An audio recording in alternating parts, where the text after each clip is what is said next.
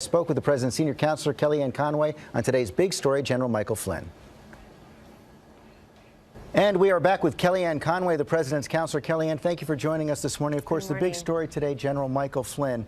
So the White House was told by the Justice Department last month that Flynn was vulnerable to Russian blackmail, yet he stayed in the job for, what, 17 days after the warning from the Justice Department. Why? George, the General Flynn continued on the national security team and kept doing the presidential briefings, being on the leader calls. We are aware of the Justice Department opinion, but the fact is that not until yesterday, General Flynn continued in his job, and it became increasingly unsustainable for him. I understand that, but that's my question. The question is why. The White House counsel was told by Sally Yates of the Justice Department that the General Flynn was vulnerable to Russian blackmail. Did the White House counsel tell President Trump that? I don't know the answer to that, and President Trump has asked me to join you today to say that he accepted the resignation of General Flynn, and really the key here in that resignation is very simple. It's that the Vice President, Mike Pence, was misled by General Flynn, or General Flynn could not completely recall what his conversations had been with the Russian ambassador. But Kellyanne, the White House knew that almost 3 weeks ago. They knew that after the Justice Department told the White House counsel, Don McGahn, almost 3 weeks ago that General Flynn had not told the truth about those phone calls and was vulnerable to Russian blackmail. Well, these are what are in printed reports, but the fact is that I can't reveal what the White House knew or didn't know and who in the White House knew or didn't know.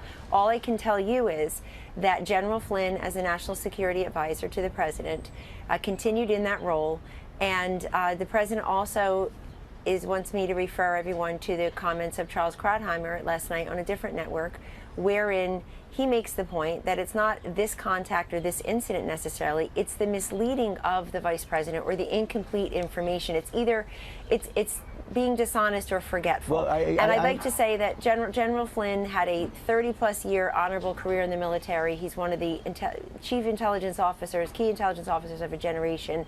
And we're sorry for this situation, but the president accepted his resignation and he's moving on. But I understand what you're saying there, Kellyanne, but this is exactly the point. 3 weeks ago, the Justice Department told the White House that General Flynn was misleading the vice president, was misleading the public about his contacts with the Russians. You had that information. The White House had that information, chose to keep General Flynn in his job, chose not to correct the record, chose not to tell the public what they knew about General Flynn's phone calls. How could that be? But George, again, I'm not here to say who knew what when, because first of all, that would be divulging information that is highly sensitive, and secondly, I don't know all the details. I haven't spoken to everyone that you're talking about in that instance. It's a very fluid situation. It was obviously very fluid into the night. We were here very late last night.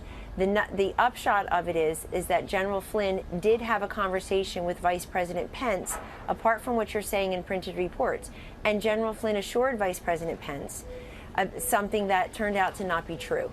And that's really the key here. I think that General Flynn, in the end, decided he was a lightning rod. He did not want to be a distraction, and he tendered his resignation last night because what he had provided the vice president either was a product of misleading information or forgetfulness, and neither one was sustainable long term. Kellyanne, I got to get to the bottom of this here. You asked to come on this morning at the president's request. The president wants you to come out and speak for the White House this morning. Do you know if the president was told 3 weeks ago, when Sally Yates told the White House counsel that General Flynn had been compromised, do you know if the president was told that? I do not know that, George. Do you know if the vice president was told that? I do not know that. Do you know why the White House chose not to correct the record for those 3 weeks? Well, again, you're presuming that all the information you have there is completely factual and who knew what when. And this is very fluid. I mean, the bottom line is that as time wore on, as everybody continued in their roles, it became increasingly apparent, particularly over the weekend when General Flynn clarified his own earlier statement, George, a statement that he had provided to the vice president and that other members of the administration, frankly, went out and publicly repeated, which is that he had not discussed a certain topic in his conversations with the Russian ambassador. And so when General Flynn clarified those comments that it's possible and he could not recall, that accelerated matters in a way that was different, and that's where we are today. It is a fact that the Justice Department did tell the White House counsel, Don McGahn, information almost 3 weeks ago. Final question. You said late yesterday afternoon that the President had full confidence in General Flynn. How could that be true? Now, the President's very loyal. It just became unsustainable, and the President late last night accepted the resignation of General Flynn. Today he's moving on. It just became clear that we'll need to have acting National Security Advisor General Keith Kellogg in the role.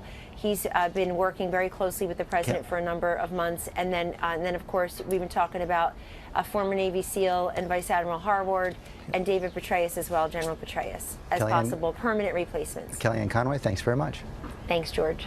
And it's pretty clear from that these questions to the White House just beginning. Why can't these questions be answered? That is one of the biggest questions right there. Why does the President have Kellyanne Conway ask to have Kellyanne Conway come on our program today if she can't answer the simple yes or no question?